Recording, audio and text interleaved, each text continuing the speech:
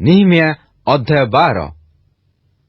ଯେଉଁ ଯାଜକମାନେ ଓ ଲେବୀୟମାନେ ସଲ୍ଟିଏଲର ପୁତ୍ର ସରୁବାବିଲ ଓ ଯେସୁଅ ସଙ୍ଗେ ଆସିଥିଲେ, ସେମାନେ ଏହି ଯଥା ସରାୟ, ଜିରିମିୟ, ଏଜ୍ରା, ଅମରିୟ, ମଲୁକ, ହଟୁସ, ସଖନିୟ, ରହୁମ, ମରେମୋତ, ଇଦୋ, ଗିନଥୋୟ, ଅବିୟ, ମିୟାମିନ, ମୋଅଦିୟ, ବିଲଗା, ସମୟ ଓ ଜୟାରିବ, ଜିଦୟ, ସଲ, ଆମୋକ, ହିଲକିୟ, ଜିଦୟ, ଏମାନେ ଯେସୁୟ ସମୟରେ ଯାଜକମାନଙ୍କ ଓ ଆପଣମାନଙ୍କ ଭ୍ରାତୃଗଣ ମଧ୍ୟରେ ପ୍ରଧାନ ଥିଲେ। ଆଉ ଲେବୀୟମାନେ ଯଥା ଯେସୁୟ, ବିନୁଇ, କଦମିଏଲ, ସେରେବିୟ, ଜିହୁଦା ଓ ମତନୀୟ। ଏହି ମତନୀୟ ଓ ତାହାର ଭ୍ରାତୃଗଣ ଧନ୍ୟବାଦ ସେବାର ଅଧ୍ୟକ୍ଷ ଥିଲେ। ମଧ୍ୟ ସେମାନଙ୍କର ଭ୍ରାତା ବକବୁକିୟ ଓ ଉନ୍ନି ସେମାନଙ୍କ ସମ୍ମୁଖରେ ପ୍ରହରୀ କର୍ମ କଲେ। ପୁଣି ଯେସୁୟର ପୁତ୍ର ଜୟାକିମ, ଜୟାକିମର ପୁତ୍ର ଇଲିଆସିବ ଓ ଇଲିଆସିବର ପୁତ୍ର ଜୟାଦ, ଜୟାଦର ପୁତ୍ର ଜୋନାଥନ ଓ ଜୋନାଥନର ପୁତ୍ର ଜିଦୁୟ। ପୁଣି ଜୟାକିମର ସମୟରେ ଏହି ଯାଜକମାନେ ପିତୃବଂଶ ପ୍ରଧାନ ଥିଲେ, ଯଥା ସରାୟ ବଂଶର ମରାୟ, ଜିରିମିୟ ବଂଶର ହନାନିୟ, ଏଜ୍ରା ବଂଶର ମସୁଲମ, ଅମରିୟ ବଂଶର ଜିହୋହାନନ, ମଲୁକି ବଂଶର ଜୋନାଥନ, ସବନୀୟ ବଂଶର ଯୋସେଫ, ହାରିମ ବଂଶର ଅଦନ, ମରାୟତ ବଂଶର ହିଲକିୟ, ଇଦୋ ବଂଶର ଜିଖରିୟ, ଗିନେଥୋନ ବଂଶର ମସୁଲମ, ଅବିୟ ବଂଶର ସିକ୍ରି, ମିନ୍ୟାମିନ ବଂଶର ମୋଅଦିୟ ବଂଶର ପିଲଟେୟ, ବିଲଗା ବଂଶର ସମୁୟ, ସମୟ ବଂଶର ଜିହୋନାଥନ, ଆଉ ଜୟାରିବ ବଂଶର ମତନୟ, ଜିଦଦୀୟ ବଂଶର ଉସି, ସଲୟ ବଂଶର କଲୟ, ଆମକ ବଂଶର ଏବର, ହିଲକିୟ ବଂଶର ହସବିୟ, ଜିଦୟ ବଂଶର ନଥନେଲ, ଇଲିଆସିବ, ଜୟାଦ ଓ ଯୋହାନନ ଓ ଜିଦୁୟ ସମୟରେ ଲେବୀୟମାନେ ମଧ୍ୟ ପାରସିକ ଦାରିଆବସ୍ର ଅଧିକାର ସମୟରେ ଯାଜକମାନେ ପିତୃବଂଶ ପ୍ରଧାନ ରୂପେ ବଂଶାବଳୀରେ ଲିଖିତ ହେଲେ। ଲେବୀ ବଂଶଜାତ ପିତୃବଂଶ ପ୍ରଧାନମାନଙ୍କ ନାମ ଇଲିଆସିବର ପୁତ୍ର ଯୋହାନନର ସମୟ ପର୍ଯ୍ୟନ୍ତ ବଂଶାବଳୀ ପୁସ୍ତକରେ ଲିଖିତ ହେଲା। ଲେବୀୟମାନଙ୍କର ପ୍ରଧାନଗଣ ହସବିୟ, ସେରେବିୟ ଓ କଦମିଏଲର ପୁତ୍ର ଯେସୁୟ ଓ ସେମାନଙ୍କ ସମ୍ମୁଖସ୍ଥ ଭ୍ରାତୃଗଣ ପରମେଶ୍ୱରଙ୍କ ଲୋକ ଦାଉଦଙ୍କର ଆଜ୍ଞାନୁସାରେ ଦଳ ଦଳ ହୋଇ ପ୍ରଶଂସା ଓ ଧନ୍ୟବାଦ ଉତ୍ସର୍ଗ କରିବାକୁ ନିଯୁକ୍ତ ହେଲେ। ମତନୀୟ ଓ ବକବୁକିୟ, ଓବଦିୟ, ମସୁଲମ, ଟଲମୋନ, ଅକ୍କୁବ ଦ୍ୱାରପାଳ ହୋଇ ଦ୍ୱାର ନିକଟବର୍ତ୍ତୀ ଭଣ୍ଡାର ଗୃହ ସକଳର ପ୍ରହରୀ କର୍ମ କଲେ। ଏମାନେ ଯୋସାଦାକର ପୌତ୍ର ଯେସୁୟର ପୁତ୍ର ଜୟାକିମ ସମୟରେ, ଆଉ ଶାସନକର୍ତ୍ତା ନିହିମିଆ ଓ ଅଧ୍ୟାପକ ଏଜ୍ରା ଯାଜକର ସମୟରେ ଥିଲେ।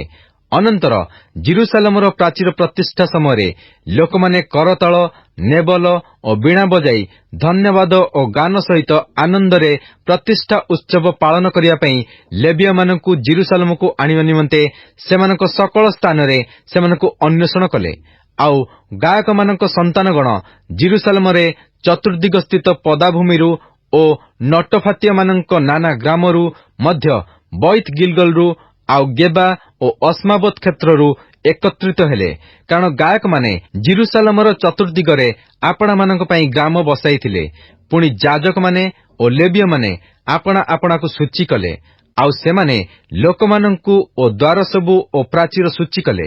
ଏଥି ଉତ୍ତାରେ ମୁଁ ଜିହୁଦାର ଅଧିପତିମାନଙ୍କୁ ପ୍ରାଚୀର ଉପରକୁ ଆଣିଲି, ଆଉ ଧନ୍ୟବାଦ ଓ ସଂକୀର୍ତ୍ତନ କରିବା ପାଇଁ 2 ମହାଦଳ ନିଯୁକ୍ତ କଲି। ତହିଁରେ ଏକ ଦଳ ଦକ୍ଷିଣ ପାର୍ଶ୍ୱରେ ପ୍ରାଚୀର ଉପର ଦେଇ ଖତଦ୍ୱାର ଆଡ଼କୁ ଗଲେ।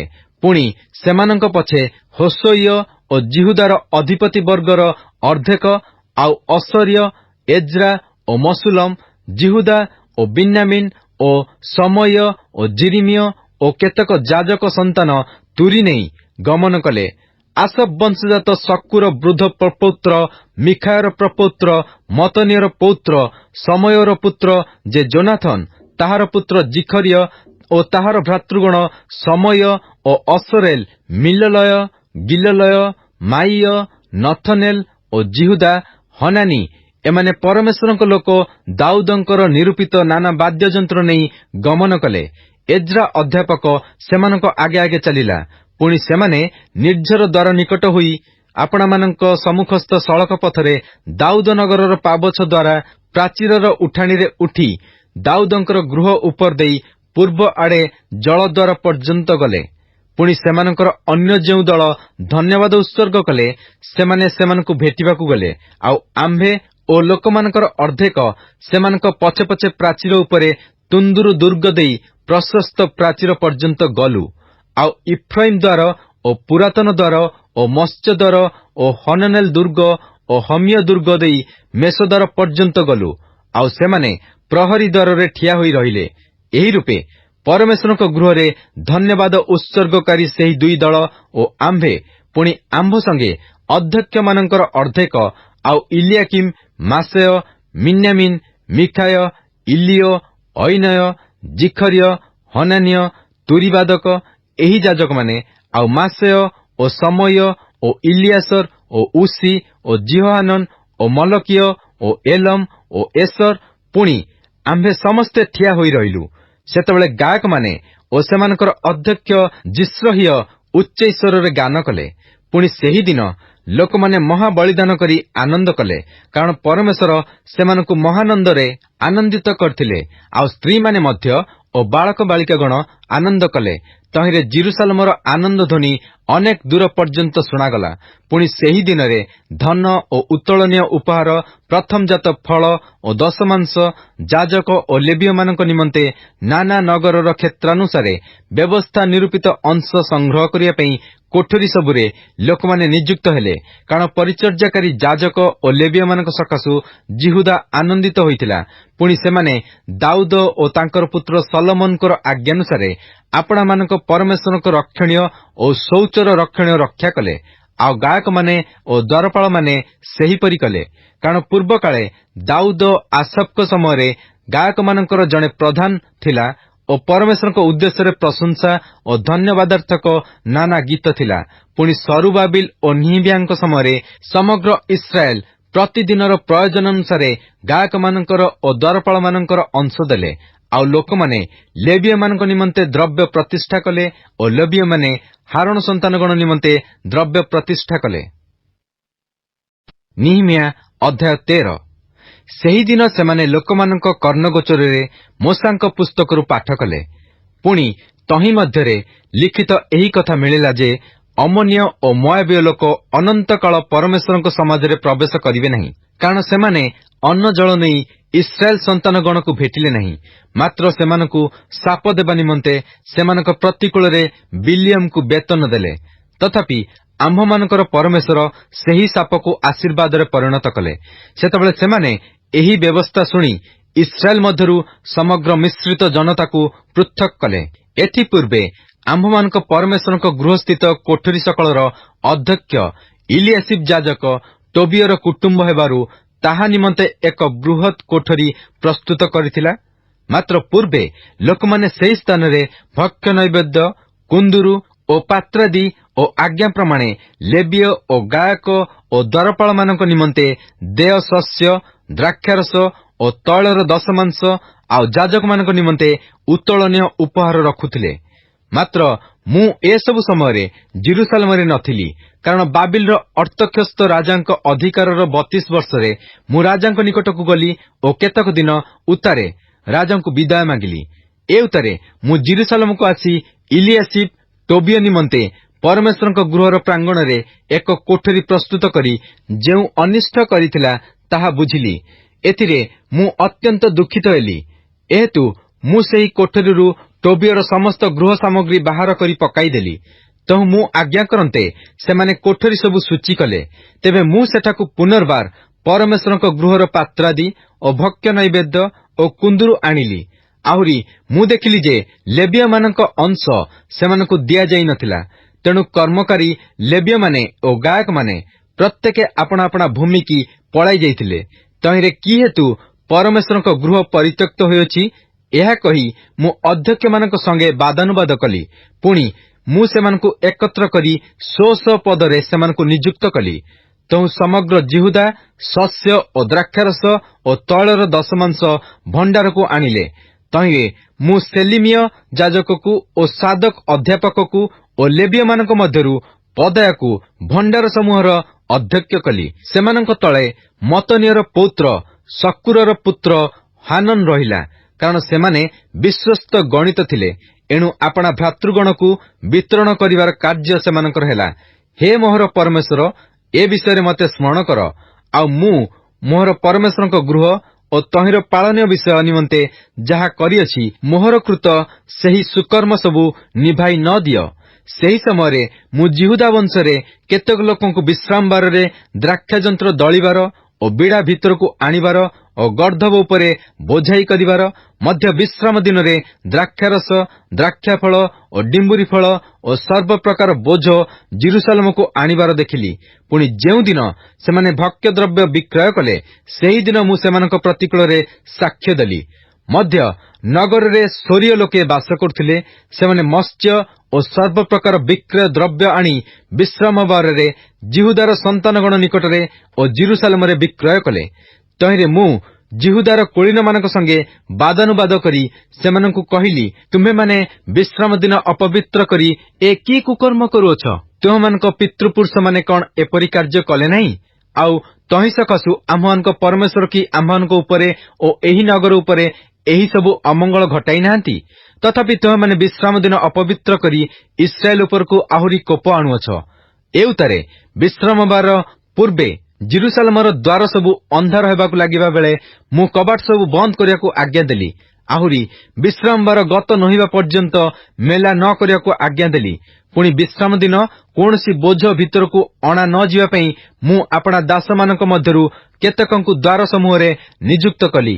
ତହିଁରେ ବଣିକମାନେ ଓ ସର୍ବପ୍ରକାର ଦ୍ରବ୍ୟ ବିକ୍ରୟକାରୀମାନେ ଏକ ଦୁଇଥର ଜିରୁସାଲେମ ବାହାରେ ରାତ୍ରି କ୍ଷେପଣ କଲେ। ତହିଁରେ ମୁଁ ସେମାନଙ୍କ ପ୍ରତିକୂଳରେ ସାକ୍ଷ୍ୟ ଦେଇ ସେମାନଙ୍କୁ କହିଲି, ତୁମେମାନେ କାହିଁକି ପ୍ରାଚୀର ନିକଟରେ ରାତ୍ରି କ୍ଷେପଣ କରୁଅଛ? ତୁମେମାନେ ଆଉ ଥରେ ଏପରି କଲେ ମୁଁ ତୁମମାନଙ୍କୁ ଧରିବି। ସେହି ସମୟଠାରୁ ସେମାନେ ଆଉ ବିଶ୍ରାମବାରରେ ଆସିଲେ ନାହିଁ। ଏଉତାରେ ମୁଁ ଲେବୀୟମାନଙ୍କୁ ବିଶ୍ରାମ ଦିନ ପବିତ୍ର କରିବା ନିମନ୍ତେ ଆପଣା ଆପଣାକୁ ସୂଚୀ କରିବାକୁ ଓ ଆସି ଦ୍ୱାର ସବୁ ରକ୍ଷା କରିବାକୁ ଆଜ୍ଞା କଲି। ହେ ମୋହର ପରମେଶ୍ୱର, ମୋ ପକ୍ଷରେ ଏହା ମଧ୍ୟ ସ୍ମରଣ କର ଓ ଆପଣା ଦୟାର ମହତ୍ୱାନୁସାରେ ମୋତେ ରକ୍ଷା କର। ସେହି ସମୟରେ ମଧ୍ୟ ଯେଉଁ ଜିହୁଦୀମାନେ ଅଶ୍ଦୋଦ, ଅମୋନ ଓ ମୋଆବ ଦେଶିଆ ସ୍ତ୍ରୀମାନଙ୍କୁ ବିବାହ କରିଥିଲେ, ସେମାନଙ୍କୁ ମୁଁ ଦେଖିଲି। ପୁଣି ସେମାନଙ୍କ ବାଳକମାନେ ଅଧେ ଅଶ୍ଦୋଦୀୟ ଭାଷାରେ କଥାବାର୍ତ୍ତା କଲେ ଓ ଜିହୁଦୀୟ ଭାଷାରେ କଥାବାର୍ତ୍ତା କରିପାରିଲେ ନାହିଁ, ମାତ୍ର ପ୍ରତ୍ୟେକ ଗୋଷ୍ଠୀର ଭାଷାନୁସାରେ କଥା କହିଲେ। ତେଣୁ ମୁଁ ସେମାନଙ୍କ ସହିତ ବାଦାନୁବାଦ କଲି ଓ ସେମାନଙ୍କୁ ଶାପ ଦେଲି ଓ ସେମାନଙ୍କର କାହା କାହାକୁ ପ୍ରହାର କଲି ଓ ସେମାନଙ୍କର କେଶ ଉତ୍ପାଟନ କଲି। ଆଉ ପରମେଶ୍ୱରଙ୍କ ନାମରେ ଶପଥ କରାଇ କହିଲି, ତୁମ୍ଭେମାନେ ସେମାନଙ୍କ ପୁତ୍ରମାନଙ୍କୁ ଆପଣା ଆପଣାର କନ୍ୟା ଦିଅ ନାହିଁ, ଅବା ଆପଣା ଆପଣା ପୁତ୍ର ନିମନ୍ତେ କି ଆପଣାମାନଙ୍କ ନିମନ୍ତେ ସେମାନଙ୍କ କନ୍ୟା ଗ୍ରହଣ କର ନାହିଁ। ଇସ୍ରାଏଲର ରାଜା ସଲୋମନ କି ଏସବୁ କାର୍ଯ୍ୟ ଦ୍ୱାରା ପାପ କରିନଥିଲେ? ଅନେକ ଗୋଷ୍ଠୀ ମଧ୍ୟରେ ତାଙ୍କ ପରି ରାଜା କେହି ନଥିଲେ ଓ ସେ ଆପଣା ପରମେଶ୍ୱରଙ୍କର ପ୍ରିୟପାତ୍ର ଥିଲେ। ପୁଣି ପରମେଶ୍ୱର ତାଙ୍କୁ ସମଗ୍ର ଇସ୍ରାଏଲ ଉପରେ ରାଜା କଲେ। ତଥାପି ବିଦେଶୀୟ ସ୍ତ୍ରୀମାନେ ତାଙ୍କୁ ହିଁ ପାପ କରାଇଲେ। ତେବେ ବିଦେଶୀୟ ସ୍ତ୍ରୀମାନଙ୍କୁ ବିବାହ କରିବା ଦ୍ୱାରା ଆମ୍ଭମାନଙ୍କର ପରମେଶ୍ୱରଙ୍କ ବିରୁଦ୍ଧରେ ସତ୍ୟ ଲଙ୍ଘନ କରି ଏହି ସବୁ ମହାପାପ କରିବାକୁ କି ଆମ୍ଭେମାନେ ତୁମମାନଙ୍କ କଥା ଶୁଣିବୁ?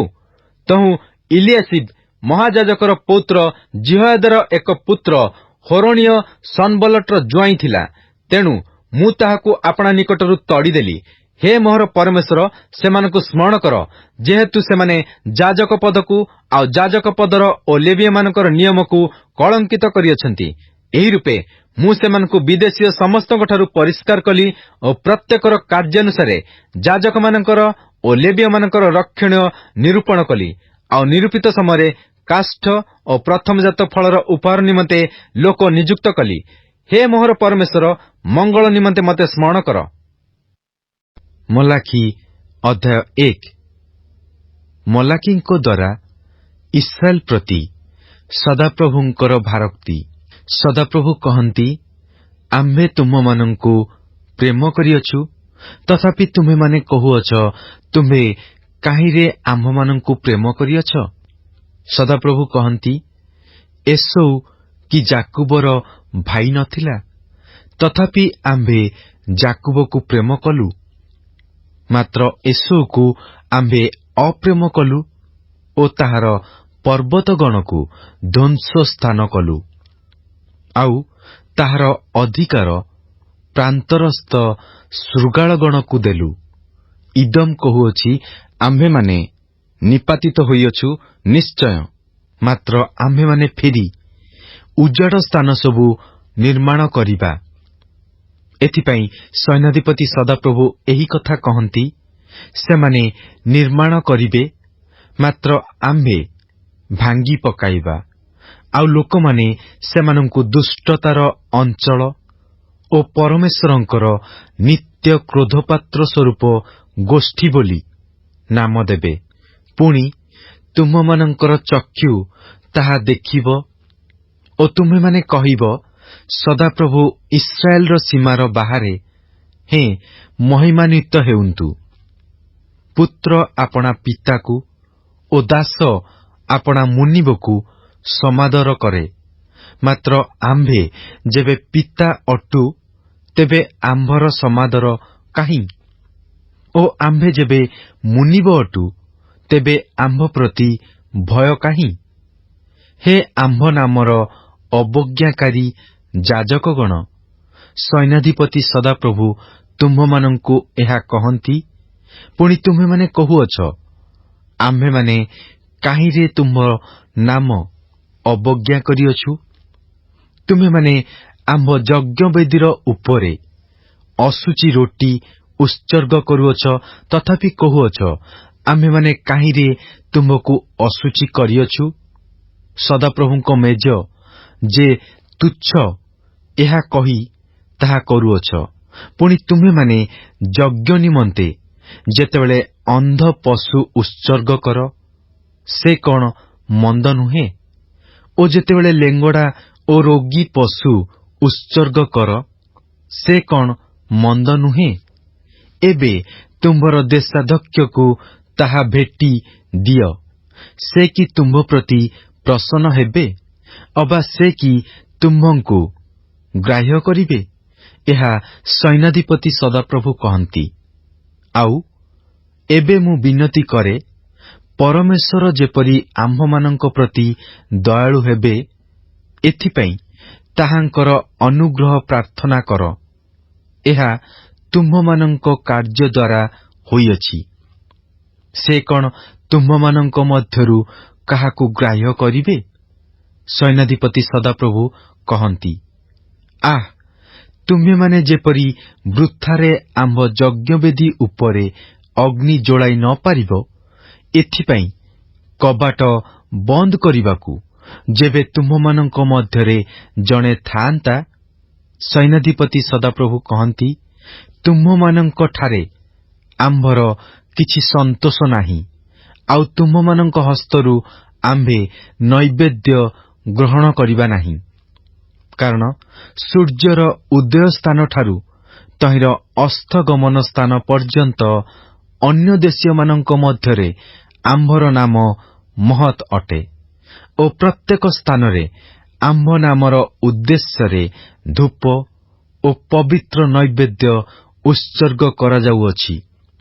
କାରଣ ସୈନ୍ୟାଧିପତି ସଦାପ୍ରଭୁ କହନ୍ତି, ଅନ୍ୟ ଦେଶୀୟମାନଙ୍କ ମଧ୍ୟରେ ଆମ୍ଭର ନାମ ମହତ୍ ଅଟେ, ମାତ୍ର ସଦାପ୍ରଭୁଙ୍କର ମେଜ ଅଶୁଚି ହୋଇଅଛି ଓ ତହିଁର ଫଳ ଅର୍ଥାତ୍ ତାହାଙ୍କର ଖାଦ୍ୟ ତୁଚ୍ଛ।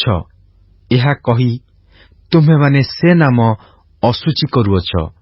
ଆହୁରି ତୁମେମାନେ କହୁଅଛ, ଦେଖ, ଏହା କିପରି କ୍ଳାନ୍ତିଜନକ, ଓ ତୁମେମାନେ ତାହା ତୁଚ୍ଛ ଜ୍ଞାନ କରିଅଛ। ଏହା ସୈନ୍ୟାଧିପତି ସଦାପ୍ରଭୁ କହନ୍ତି। ଆଉ ତୁମେମାନେ ବଳାତ୍କାରରେ ଧୃତ ଓ ଲେଙ୍ଗଡ଼ା ଓ ରୋଗୀ ପଶୁ ଆଣିଅଛ। ଏହି ରୂପେ ତୁମେମାନେ ନୈବେଦ୍ୟ ଆଣୁଅଛ। ଏହା କି ଆମ୍ଭେ ତୁମ୍ଭମାନଙ୍କ ହସ୍ତରୁ ଗ୍ରହଣ କରିବା? ଏହା ସଦାପ୍ରଭୁ କହନ୍ତି। ମାତ୍ର ଆପଣା ପଲର ପୁଂ ପଶୁ ଥିଲେ ହେଁ ଯେଉଁ ପ୍ରତାରକ ମାନତ କରି ପ୍ରଭୁଙ୍କ ଉଦ୍ଦେଶ୍ୟରେ ଖୁନ୍ତ ବିଶିଷ୍ଟ ପଶୁ ଉତ୍ସର୍ଗ କରେ, ସେ ଶାପଗ୍ରସ୍ତ ହେଉ। କାରଣ ସୈନ୍ୟାଧିପତି ସଦାପ୍ରଭୁ କହନ୍ତି, ଆମ୍ଭେ ମହାନ୍ ରାଜା ଅଟୁ ଓ ଅନ୍ୟ ଦେଶୀୟମାନଙ୍କ ମଧ୍ୟରେ ଆମ୍ଭର ନାମ ଭୟଙ୍କର ଅଟେ। ମଲାଖି ଅଧ୍ୟାୟ 2। ଏବେ ହେ ଯାଜକଗଣ, ତୁମମାନଙ୍କ ପ୍ରତି ଏହି ଆଜ୍ଞା। ସୈନ୍ୟାଧିପତି ସଦାପ୍ରଭୁ କହନ୍ତି, ଯେବେ ତୁମେମାନେ ନ ଶୁଣିବ ଓ ଆମ୍ଭ ନାମକୁ ଗୌରବ ଦେବା ନିମନ୍ତେ ମନୋଯୋଗ ନ କରିବ, ତେବେ ଆମ୍ଭେ ତୁମମାନଙ୍କ ଉପରେ ଅଭିଶାପ ପ୍ରେରଣ କରିବା ଓ ଆମ୍ଭେ ତୁମମାନଙ୍କର ଆଶୀର୍ବାଦ ସକଳକୁ ଅଭିଶାପ ଦେବା। ହଁ, ସେ ସବୁକୁ ଅଭିଶାପ ଦେଇ ସାରିଲୁ, କାରଣ ତୁମ୍ଭେମାନେ ତହିଁରେ ମନୋଯୋଗ କରୁନାହଁ। ଦେଖ, ତୁମମାନଙ୍କ ସକାଶେ ଆମ୍ଭେ ବିହନକୁ ଧମକାଇବା ଓ ତୁମମାନଙ୍କ ମୁଖରେ ମଳ ଅର୍ଥାତ୍ ତୁମମାନଙ୍କ ବଳି ସକଳର ମଳ ପ୍ରସାରିବା, ଆଉ ତୁମେମାନେ ତହିଁ ସଙ୍ଗେ ନୀତ ହେବ। ତହିଁରେ ଲେବି ସହିତ ଆମ୍ଭର ନିୟମ ଯେପରି ଥିବ, ଏଥିପାଇଁ ଆମ୍ଭେ ତୁମମାନଙ୍କ ନିକଟକୁ ଯେ ଏହି ଆଜ୍ଞା ପ୍ରେରଣ କରିଅଛୁ, ଏହା ତୁମେମାନେ ଜାଣିବ। ଏହା ସୈନ୍ୟାଧିପତି ସଦାପ୍ରଭୁ କହନ୍ତି। ତାହା ସଙ୍ଗେ ଆମ୍ଭର ଯେଉଁ ନିୟମ ଥିଲା, ତାହା ଜୀବନ ଓ ଶାନ୍ତିକର ଥିଲା, ଆଉ ସେ ଯେପରି ଆମ୍ଭକୁ ଭୟ କରିବ, ଏଥିପାଇଁ ଆମ୍ଭେ ତାହାକୁ ତାହା ଦେଲୁ। ପୁଣି ସେ ଆମ୍ଭକୁ ଭୟ କଲା ଓ ଆମ୍ଭ ନାମର ସମ୍ଭ୍ରମ କଲା। ତାହାର ମୁଖରେ ସତ୍ୟର ବ୍ୟବସ୍ଥା ଥିଲା, ତାହାର ଓଷ୍ଠାଧରରେ ଅନ୍ୟାୟ ଦେଖା ନ ଗଲା। ସେ ଶାନ୍ତିରେ ଓ ସରଳତାରେ ଆମ୍ଭ ସଙ୍ଗେ ଗମନାଗମନ କଲା ଓ ଅନେକଙ୍କୁ ଅଧର୍ମରୁ ଫେରାଇଲା। କାରଣ ଯାଜକର ଓଷ୍ଠାଧର ଜ୍ଞାନ ରକ୍ଷା କରିବାର ଉପଯୁକ୍ତ ଓ ତାହାର ମୁଖରୁ ବ୍ୟବସ୍ଥା ଅନ୍ୱେଷଣ କରିବାର ଲୋକମାନଙ୍କର ଉପଯୁକ୍ତ। କାରଣ ସେ ସୈନ୍ୟାଧିପତି ସଦାପ୍ରଭୁଙ୍କର ଦୂତ। ମାତ୍ର ସୈନ୍ୟାଧିପତି ସଦାପ୍ରଭୁ କହନ୍ତି, ତୁମେମାନେ ବିପଥ ଗମନ କରିଅଛ ଓ ଅନେକଙ୍କୁ ବ୍ୟବସ୍ଥା ପଥରେ ଝୁଣ୍ଟାଇଅଛ। ତୁମେମାନେ ଲେବିର ନିୟମ ଭ୍ରଷ୍ଟ କରିଅଛ। ତୁମେମାନେ ଆମ୍ଭର ପଥ ରକ୍ଷା କରିନାହଁ, ମାତ୍ର ବ୍ୟବସ୍ଥା ବିଷୟରେ ମୁଖାପେକ୍ଷା କରିଅଛ। ଏଥିପାଇଁ ଆମ୍ଭେ ମଧ୍ୟ ସମୁଦାୟ ଲୋକଙ୍କ ସାକ୍ଷାତରେ ତୁମମାନଙ୍କୁ ତୁଚ୍ଛ ଓ ଅଧମ କରିଅଛୁ। ଆମ୍ଭ ସମସ୍ତଙ୍କର କି ଏକ ପିତା ନାହାନ୍ତି? ଏକ ପରମେଶ୍ୱର କି ଆମ୍ଭମାନଙ୍କୁ ସୃଷ୍ଟି କରିନାହାନ୍ତି? ଆମ୍ଭେମାନେ ଆପଣାମାନଙ୍କ ପିତାଙ୍କର ନିୟମ ଅପବିତ୍ର କରି ପ୍ରତ୍ୟେକ ଲୋକ କାହିଁକି ଆପଣା ଆପଣା ଭ୍ରାତା ପ୍ରତି ବିଶ୍ୱାସଘାତକତା କରୁଅଛୁ? ଜିହୁଦା ବିଶ୍ୱାସଘାତକତା କରିଅଛି, ଆଉ ଇସ୍ରାଏଲର ମଧ୍ୟରେ ଓ ଜିରୁସାଲମ ମଧ୍ୟରେ ଘୃଣାଯୋଗ୍ୟ କ୍ରିୟା କରାଯାଏ। କାରଣ ସଦାପ୍ରଭୁଙ୍କର ପ୍ରିୟ ଯେଉଁ ପବିତ୍ରତା, ଜିହୁଦା ତାହା ଅପବିତ୍ର କରିଅଛି ଓ ବିଦେଶୀୟ ଦେବତାର କନ୍ୟାକୁ ବିବାହ କରିଅଛି।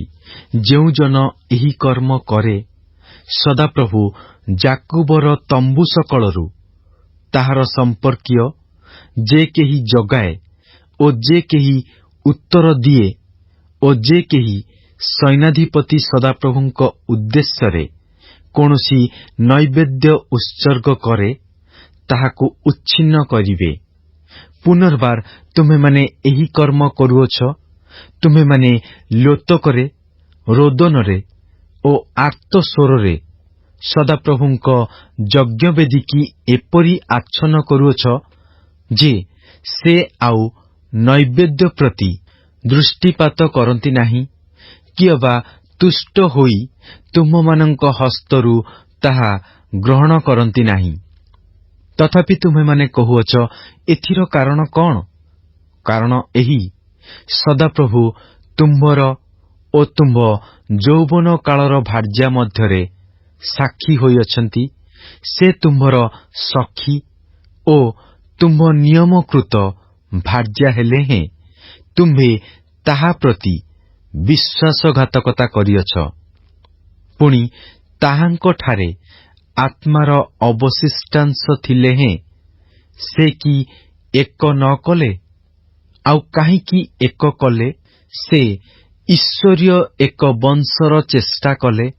ଏଥିପାଇଁ ତୁମ୍ଭେମାନେ ଆପଣା ଆପଣା ଆତ୍ମା ବିଷୟରେ ସାବଧାନ ହୁଅ ଓ କେହି ଆପଣା ଆପଣା ଯୌବନ କାଳର ଭାର୍ଯ୍ୟା ପ୍ରତି ବିଶ୍ୱାସଘାତକତା ନ କରୁ।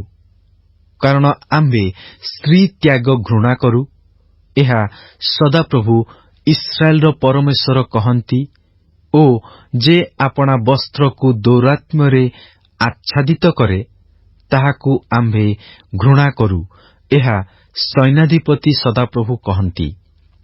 ଏହେତୁ ତୁମେମାନେ ଯେପରି ବିଶ୍ୱାସଘାତକତା ନ କର, ଏଥିପାଇଁ ଆପଣା ଆପଣା ଆତ୍ମା ବିଷୟରେ ସାବଧାନ ହୁଅ। ତୁମେମାନେ ଆପଣାମାନଙ୍କର ବାକ୍ୟ ଦ୍ୱାରା ସଦାପ୍ରଭୁଙ୍କୁ କ୍ଳାନ୍ତ କରିଅଛ। ତଥାପି ତୁମେମାନେ କହୁଅଛ, ଆମ୍ଭେମାନେ କାହିଁରେ ତାହାଙ୍କୁ କ୍ଳାନ୍ତ କରିଅଛୁ? ଯେ ପ୍ରତ୍ୟେକ ଲୋକ କୁକର୍ମ କରେ, ସେ ସଦାପ୍ରଭୁଙ୍କ ଦୃଷ୍ଟିରେ ଉତ୍ତମ ଓ ସେମାନଙ୍କଠାରେ ସେ ସନ୍ତୁଷ୍ଟ ହୁଅନ୍ତି। ନୋହିଲେ ବିଚାରକର୍ତ୍ତା ପରମେଶ୍ୱର କାହାନ୍ତି? ଏପରି କହି କ୍ଳାନ୍ତ କରୁଅଛ। ମଲାଖି ଅଧ୍ୟାୟ 3। ଦେଖ, ଆମ୍ଭେ ଆପଣା ଦୂତକୁ ପ୍ରେରଣ କରୁଅଛୁ ଓ ସେ ଆମ୍ଭ ଆଗରେ ପଥ ପ୍ରସ୍ତୁତ କରିବ।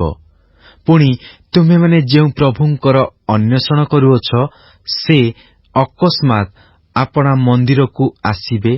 ଆଉ ନିୟମର ଯେଉଁ ଦୂତଠାରେ ତୁମେମାନେ ସନ୍ତୁଷ୍ଟ ଅଟ, ଦେଖ, ସେ ଆସୁଅଛନ୍ତି।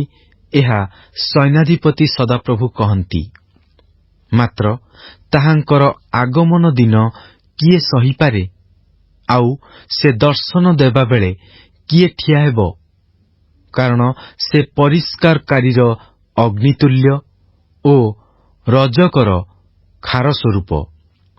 ପୁଣି ସେ ରୌପ୍ୟ ପରିଷ୍କାରକ ଓ ସୂଚିକାରକର ତୁଲ୍ୟ ବସିବେ ଓ ସେ ଲେବୀର ସନ୍ତାନଗଣକୁ ପରିଷ୍କାର କରିବେ ଓ ସୁନା ଓ ରୂପା ପରି ସେମାନଙ୍କୁ ବିଶୁଦ୍ଧ କରିବେ। ତହିଁରେ ସେମାନେ ସଦାପ୍ରଭୁଙ୍କ ଉଦ୍ଦେଶ୍ୟରେ ଧାର୍ମିକତାରେ ନୈବେଦ୍ୟ ଉତ୍ସର୍ଗ କରିବେ।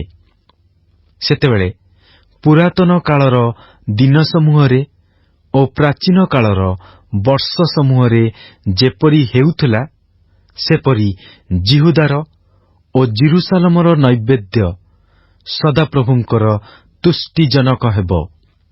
ପୁଣି ଆମ୍ଭେ ବିଚାର କରିବା ପାଇଁ ତୁମ୍ଭମାନଙ୍କ ନିକଟକୁ ଆସିବା।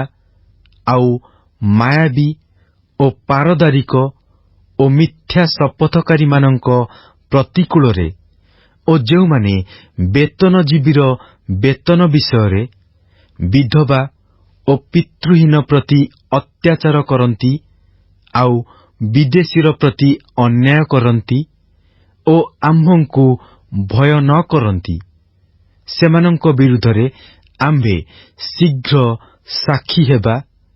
ଏହା ସୈନ୍ୟାଧିପତି ସଦାପ୍ରଭୁ କହନ୍ତି। କାରଣ ଆମ୍ଭେ ସଦାପ୍ରଭୁ, ଆମ୍ଭର ପରିବର୍ତ୍ତନ ନାହିଁ। ଏହେତୁ ହେ ଯାକୁବଙ୍କ ସନ୍ତାନଗଣ, ତୁମ୍ଭମାନଙ୍କର ବିନାଶ ହୁଏ ନାହିଁ। ତୁମ୍ଭମାନଙ୍କର ପିତୃପୁରୁଷଗଣର ସମୟଠାରୁ ତୁମ୍ଭେମାନେ ଆମ୍ଭର ବିଧି ସବୁ ଲଙ୍ଘନ କରିଅଛ ଓ ସେ ସବୁ ପାଳନ କରିନାହଁ। ଆମ୍ଭ ନିକଟକୁ ଫେରିଆସ, ତହିଁରେ ଆମ୍ଭେ ତୁମ୍ଭମାନଙ୍କ ନିକଟକୁ ଫେରିଆସିବା। ଏହା ସୈନ୍ୟାଧିପତି ସଦାପ୍ରଭୁ କହନ୍ତି। ମାତ୍ର ତୁମେମାନେ କହୁଅଛ, ଆମ୍ଭେମାନେ କି ରୂପେ ଫେରିବା? ମନୁଷ୍ୟ କି ପରମେଶ୍ୱରଙ୍କ ଦ୍ରବ୍ୟ ଚୋରି କରିବ?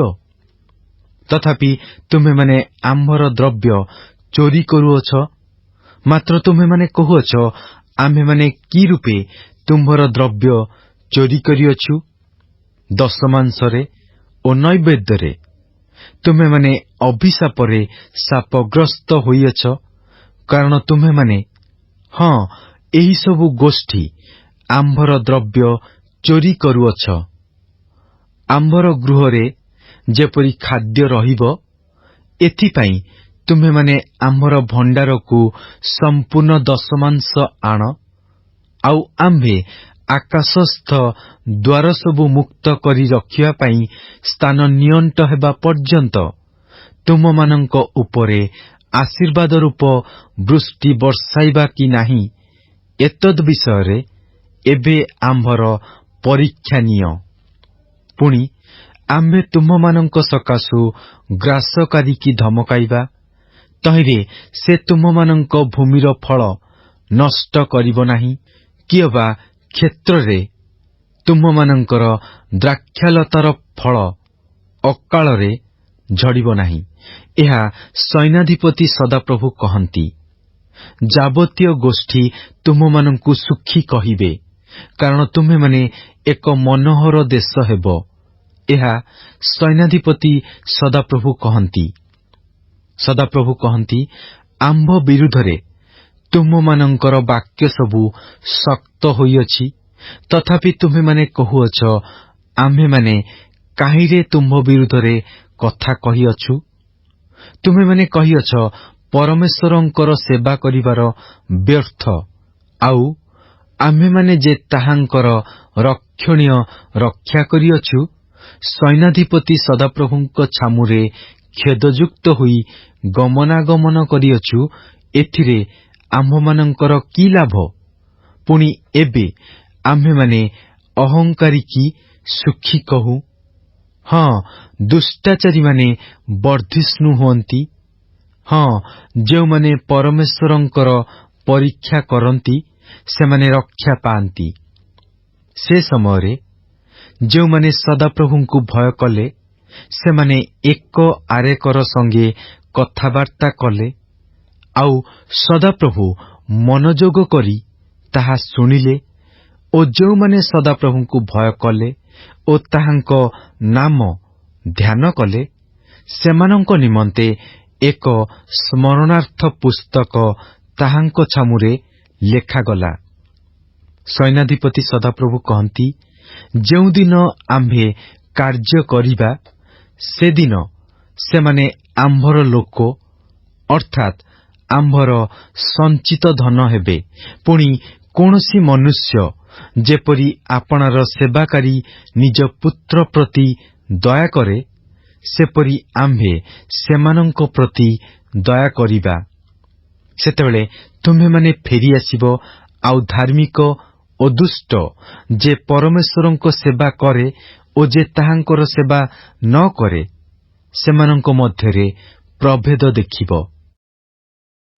ମଲାଖି ଅଧ୍ୟାୟ 4। କାରଣ ଦେଖ, ସେଦିନ ଆସୁଅଛି, ତାହା ତୁନ୍ଦୁର ପରି ଜଳୁଅଛି, ପୁଣି ଅହଙ୍କାରୀ ଓ ଦୁଷ୍ଟାଚାରୀ ସମସ୍ତେ ନଡ଼ା ପରି ହେବେ, ଆଉ ସେମାନଙ୍କର ମୂଳ କି ଡାଳ ଯେପରି ଅବଶିଷ୍ଟ ନ ରହିବ। ଏଥିପାଇଁ ଯେଉଁ ଦିନ ଆସୁଅଛି, ତାହା ସେମାନଙ୍କୁ ଦଗ୍ଧ କରିବ। ଏହା ସୈନ୍ୟାଧିପତି ସଦାପ୍ରଭୁ କହନ୍ତି। ମାତ୍ର ଆମ୍ଭ ନାମକୁ ଭୟ କରୁଅଛ ଯେ ତୁମ୍ଭେମାନେ, ତୁମ୍ଭମାନଙ୍କ ପ୍ରତି ଧର୍ମରୂପ ସୂର୍ଯ୍ୟ ଆରୋଗ୍ୟଦାୟକ କିରଣ ସଂଯୁକ୍ତ ହୋଇ ଉଦିତ ହେବେ, ଆଉ ତୁମ୍ଭେମାନେ ବାହାର ହୋଇ ହୃଷ୍ଟପୁଷ୍ଟ ଗୋବତ୍ସ ତୁଲ୍ୟ କୁଦା ମାରିବ। ପୁଣି ତୁମ୍ଭେମାନେ ଦୁଷ୍ଟମାନଙ୍କୁ ପଦତଳେ ଦଳି ପକାଇବ, କାରଣ ସୈନ୍ୟାଧିପତି ସଦାପ୍ରଭୁ କହନ୍ତି, ଯେଉଁଦିନ ଆମ୍ଭେ କାର୍ଯ୍ୟ କରିବା, ସେଦିନ ସେମାନେ ତୁମ୍ଭମାନଙ୍କର ତଳିପାର ଅଧସ୍ଥିତ ଭସ୍ମ ହେବେ।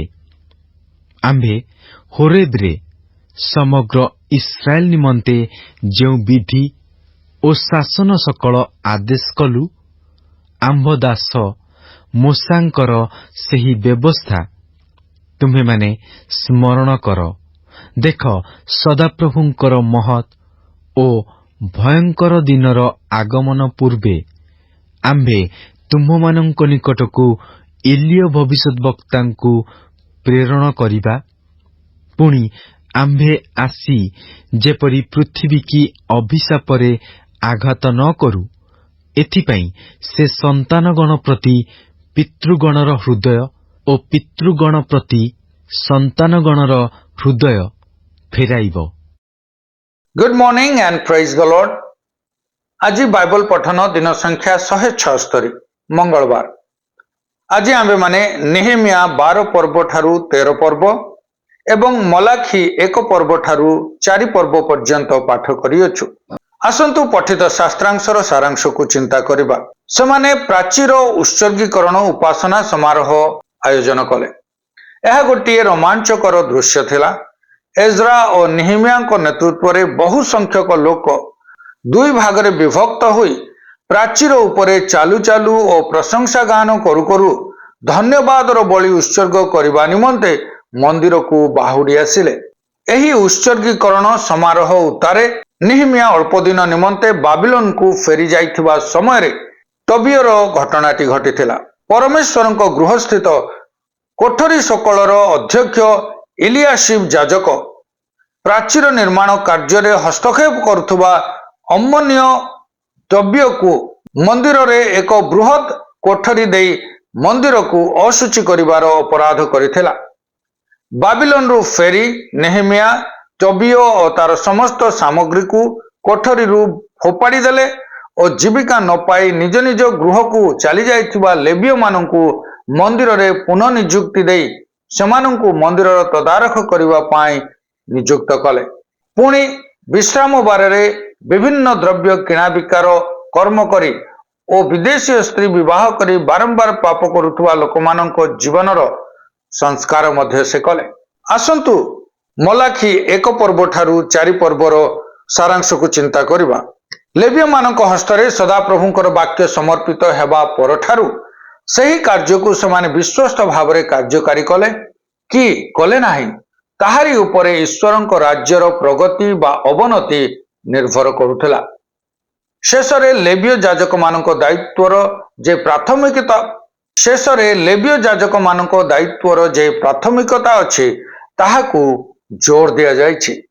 जेतेबेले बंदित्वरु फेरिथिबा इस्राएल मानकर सदाप्रभुंक प्रति प्रेम शिथिल हेबाकू लागिला सेतेबेले मलाखी सांत्वना और चेतावनी देबाकू लागिले। इस्राएल लोक माने अशुचि बलिदान उत्सर्ग करुथिले किंतु यह कहा जायछि जे अन्य देशरू आसिथिबा विजातीय लोक माने शुचि बलिदान उत्सर्ग करिवे। एही समय रे से लोक मानकु चेतावनी देई कहंती जे लेविय मानक सहित कृत नियम को से स्मरण करिवे एवं से आहुरी चेतावनी देई कहंती जे लेविय मानकु शुचि करिवा निमंते और प्रकृत बलिदान एवं मंदिर को परिष्कार करिवा पाई ईश्वरंक दूत प्रतिनिधि मानकु से प्रेरण करिवे। परमेश्वरंक महान और भयंकर दिन आसीबा पूर्वरु प्रथमे एलियो आसीबे ओ पथ प्रस्तुत करिवे। बाप्तिजक जोहनक आगमनर अपेक्षा रे मलाखी एवं ताहारी सहित पुरातन नियमर बड़ परदाटी तळकू खसई दियागला। यह थिला आजिर पठित शास्त्रांशर सारांश। ख्रीष्टंक ठारे एकत्र आहा यह कि आशीर्वादर विषय अटे। प्रभु आजिर पठन रे आम समस्त को आशीर्वाद करंतु।